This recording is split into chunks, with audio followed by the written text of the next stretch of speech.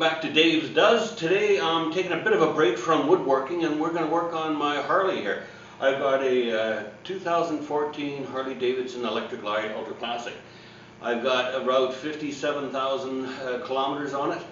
I bought it as a demo, so it wasn't completely void of kilometers when I got it, but bought it from Calgary Harley Davidson.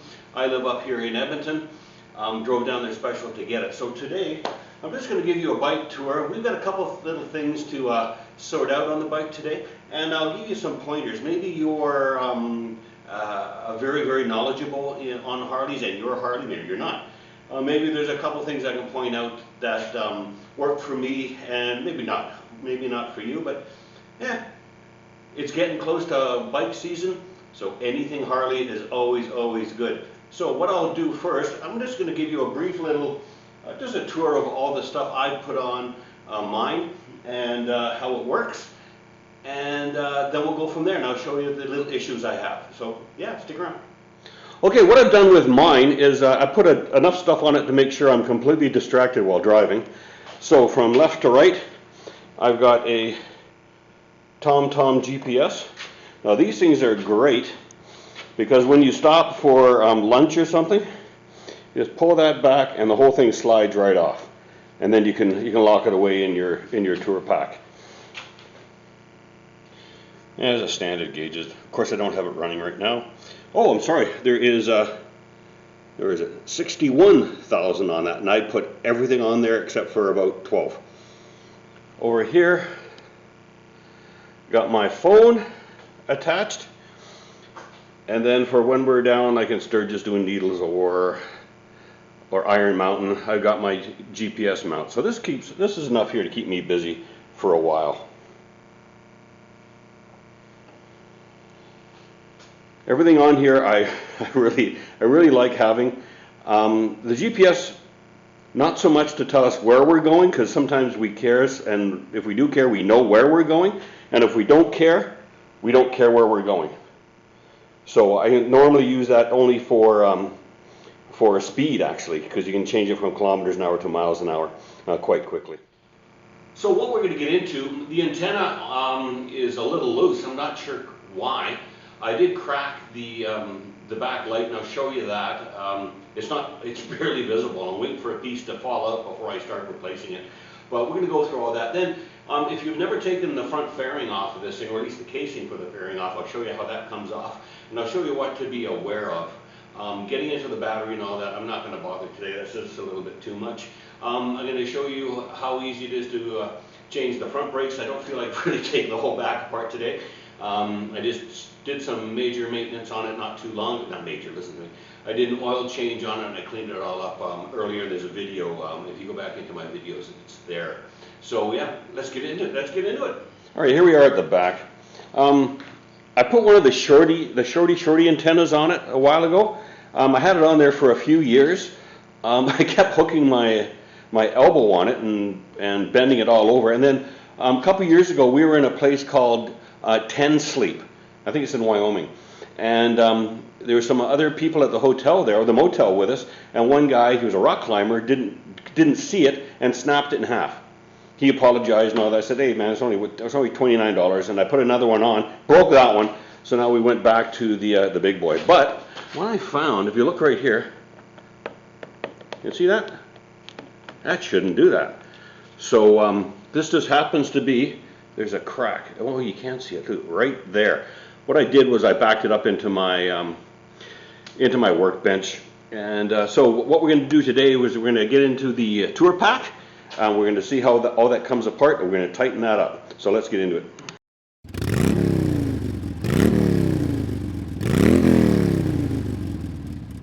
So I've never had this apart before, but the guy at the dealership said it's very easy. So he said it lifts out.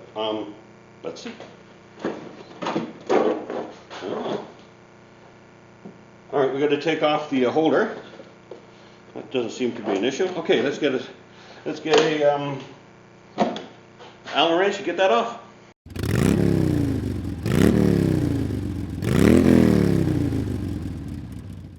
There we go. We got that the holder the lid holder off, so it should just lift out. Let's see. Look at that. Cool beans.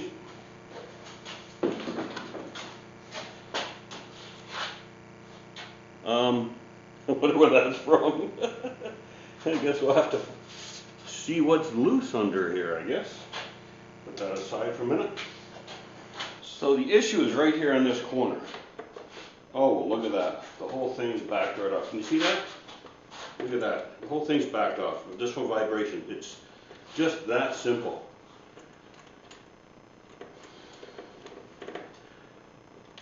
All right, let's get a wrench and we'll just quickly tighten that up and we'll be done.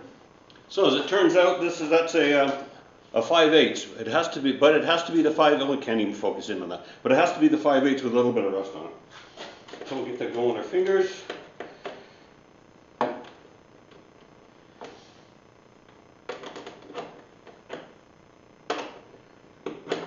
never noticed that until this year. What the hell has been on that? Probably since that guy hit it intensely.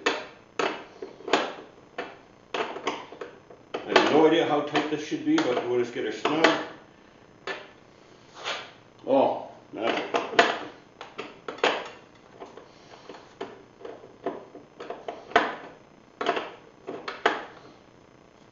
There we go. All right, since we're in here, I showed you the lights a little earlier and the crack I had in it. Now, the dealer said, oh, they're simple to come out.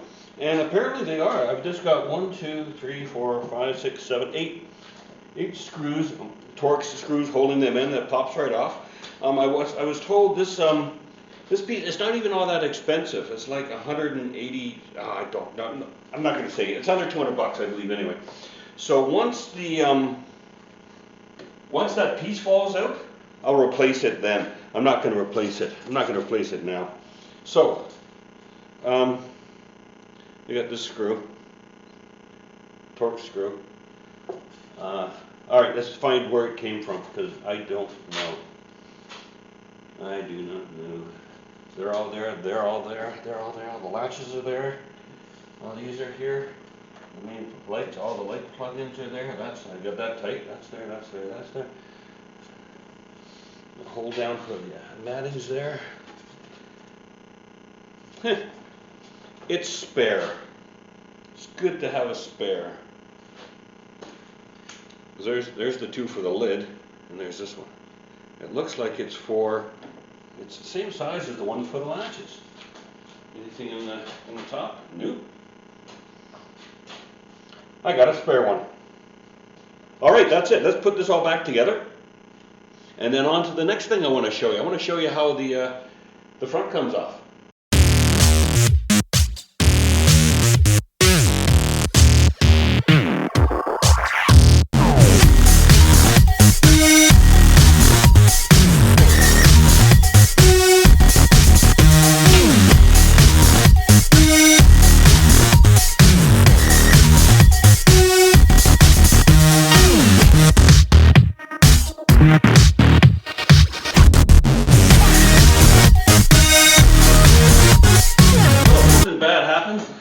Lose your headlight, or for some reason you have to get underneath the bat wing cover. It's only 5 screws to come off. There's 3 across the top here on the windshield. They come out. Once they come out, you pull it back just a little bit, and if you can't, there's 2 on the sides. I'll show you at the top here. I'll show you in a bit. Just take them out. Take the windshield out gingerly. Put it aside somewhere safe. Don't want to scratch that up. And then, take those out and then completely remove these screws. Then remove the 4 at the back, and we'll go from there. So I guess there's 7, not 5. Dunny. There's 7 screws. It comes off quite easily. I'll show you that. So you can go out and buy tools if you want, or you can get, or what comes with the motorcycles is this all-in-one tool. It's got a few wrenches I took off. Got a bunch of Torx in here, some large Allen wrench, and a flathead. I found this is good enough. I carry this. I carry minimal tools with me, only what I absolutely need. I have found that it's amazing. Once you get out on the road, people will come from far and wide to give you a hand. And if you happen to have a Harley dealership very close, all the better. Let me bring you over here quickly, just for a quick little look at this here. Let me bring that in. You see that spider there? I replaced this windshield because of that. A while ago, came back in the same spot, exact same thing. So I'm not sure what's going on. I certainly don't crank these down very tight. They don't have to be tight. You have to be snug, but certainly not tight. So I'll get all these out and then I'll show you. So what I forgot to mention was the two outside ones here are short. Short. Short. This guy is long because it's got to go through the anti-helmet buffeting thingy. So there we go. Take those out. Set this aside. I'm going to pull this out a little bit. Nope, see, this is too snug. I don't like forcing anything if I don't have to. So I'll swing you around the back side and I'll show you the four that have to come out. Alright, so we're looking at the back side of the fairing, the bat wing now, the fairing. There's your auxiliary plug-in. There's the right-hand speaker. And you're looking at this screw here and this one here. And of course the mirror one on the other side. We'll just pull them off.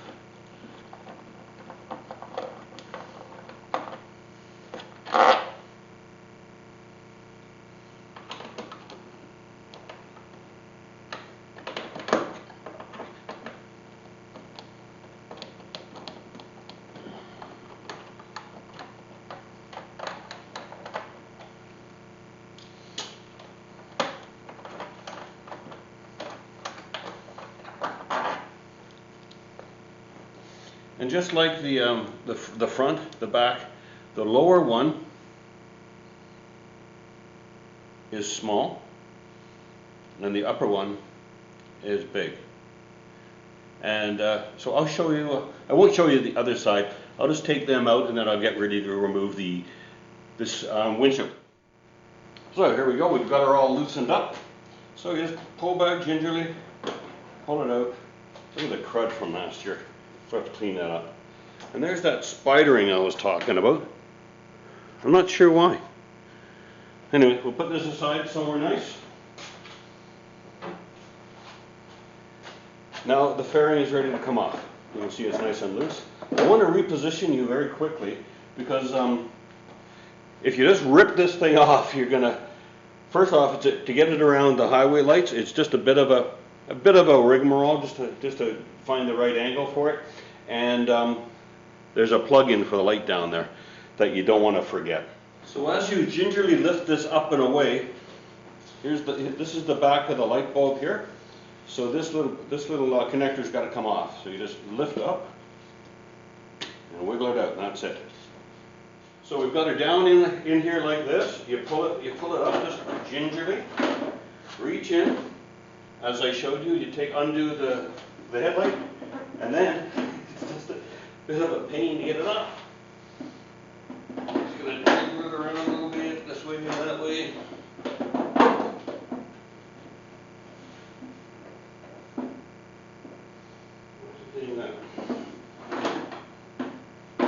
And then off she comes. There's the back of her. We'll have to clean that up before we put it back on. And then there's the front. There's the guts of her. Let's go through a little bit of a tour. There it is up close. All that stuff that jams in behind there. There's the plug-in. Oh, before I even start, number one important thing, gremlin bell. Gotta have the gremlin bell. I had this one lower, so low it was actually dragging on the ground. So now that's why it's there. Gotta have that. Keep the gremlins away. So this is the back of the stereo display system. Up here are all the gauges. Now, the thing about gauges, I had some issues with the bike. It was all my gauges were fluctuating wildly. The fuel gauge would go full to empty, and everything was just crazy. And I didn't know what the heck was wrong, so I went to the main shutoff, killed all the power, turned it back on, let it recycle itself. No joy, same thing. What it turned out to be was somewhere I had pressure washed the speedometer, and water got in the speedometer. Don't pressure wash your dashboard. just hand wipe it down. What had happened was water got in there and messed it up. And believe it or not, that speedometer runs a lot of things. I had no cruise control. I didn't have a lot of normal function, so keep it away. As you can see, you see underneath, just in here, you can see right through. And that's how water can get in there. So if you're washing, don't spray wash. Don't pressure wash it under there. So gauge clusters here. There's your little glove box, trunk. That's where the power comes out of, and you can store your iPhone in there. But I have mine mounted. For the TomTom, what I did was I ran line down through here. Oops, sorry.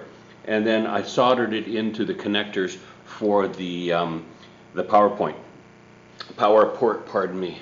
And then under here is just various radio and digital controllers and displays. And of course you can't, it's all wired up, completely wired up. So if you wanted to put the big boom box in it with the big screen that the limiteds have, you can. I priced it out. It's too dear for me. So anyway, there we go. So that's a brief tour. Of course, you know what's back here. This is waterproof, and the speakers are behind these guys here. And there's the lights. So that's enough of that. Now, we'll put the cowling back on, and don't forget, pardon me, to plug the headlight back in, because when I did the TomTom wiring in there, I put it all back together, and the headlight wouldn't work because stupid me didn't plug it back in. So let's put everything back on.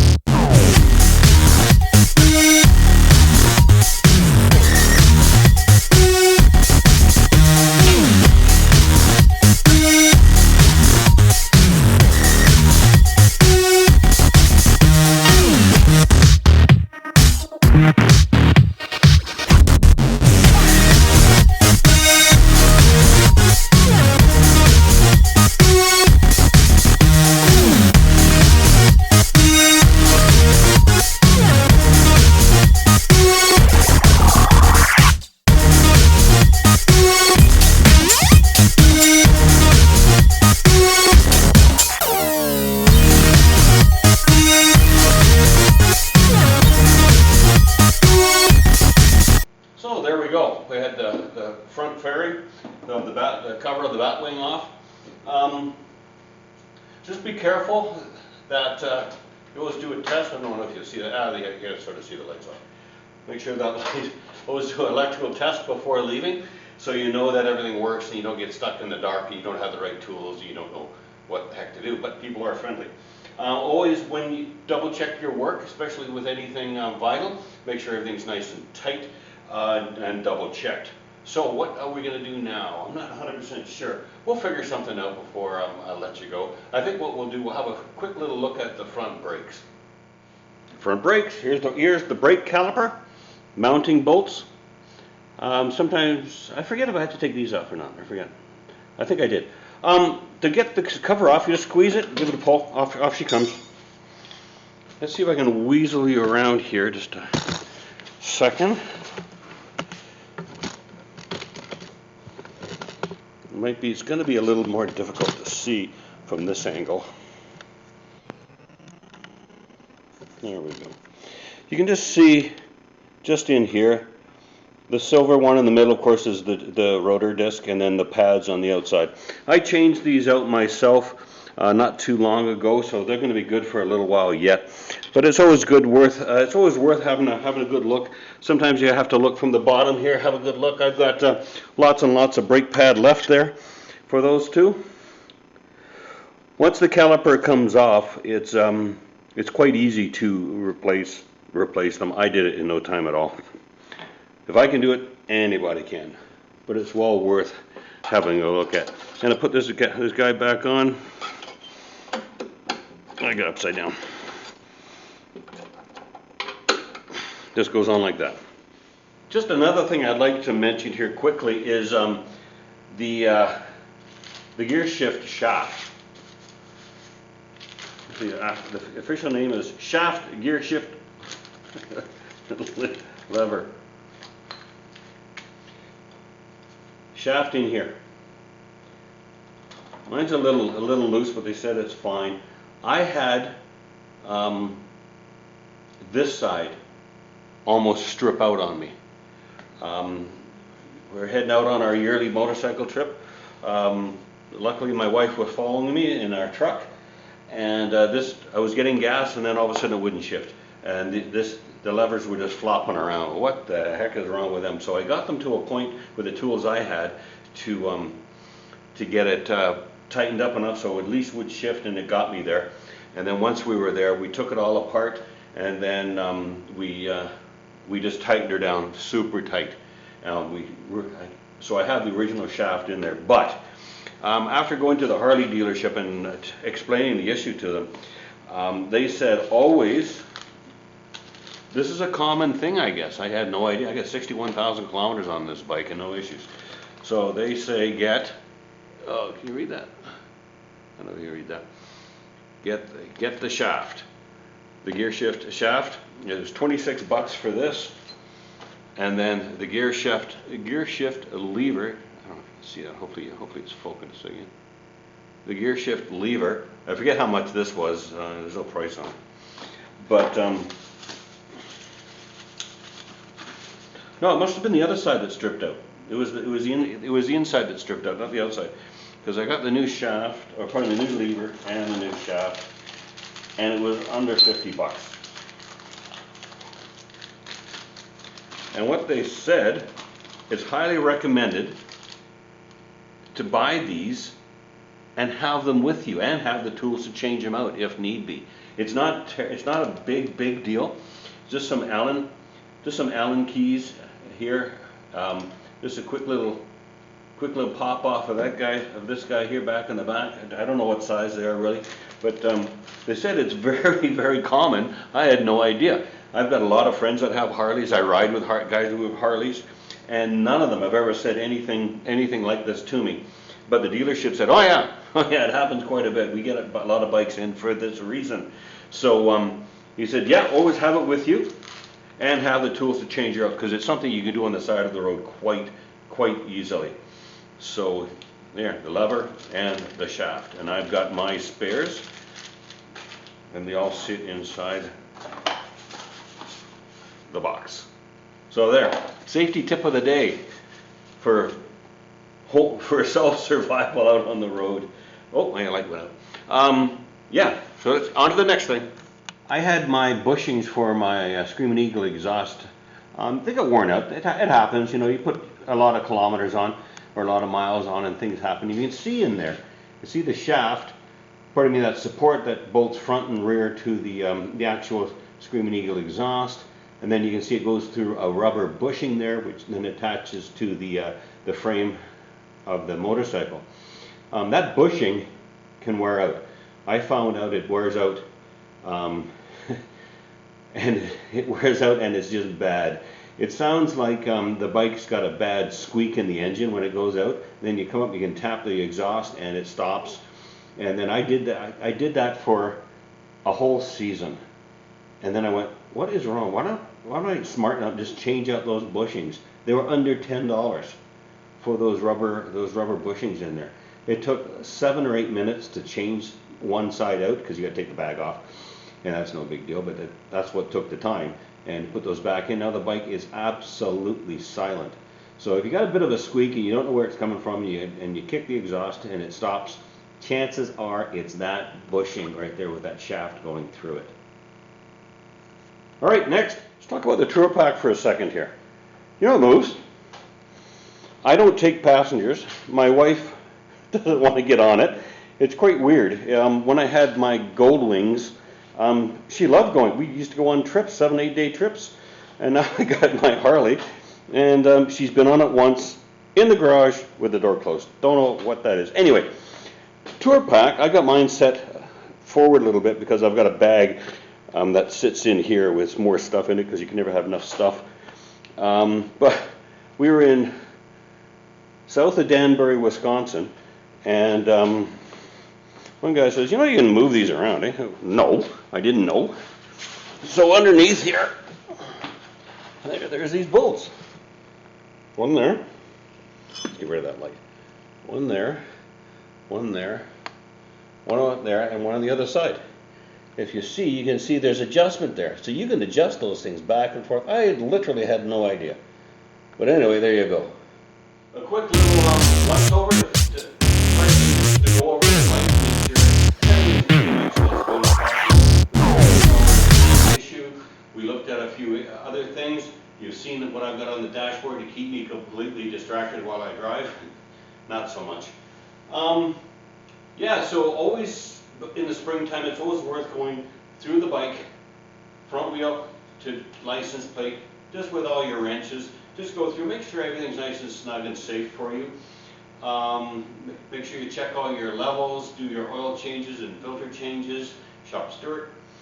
As required, you take care of your Harley will take care of you. And of course, it wouldn't be proper unless I started it, eh? Let's start it up.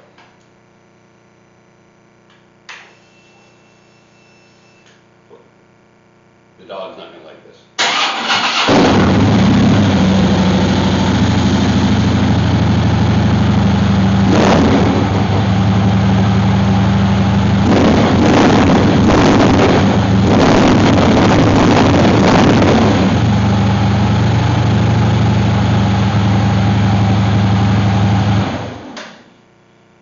So thanks for watching. Watch out for the four-wheelers when you're out there. Watch out for corners and gravel. Take care, and we'll see you on the road. Thanks from Dave Does.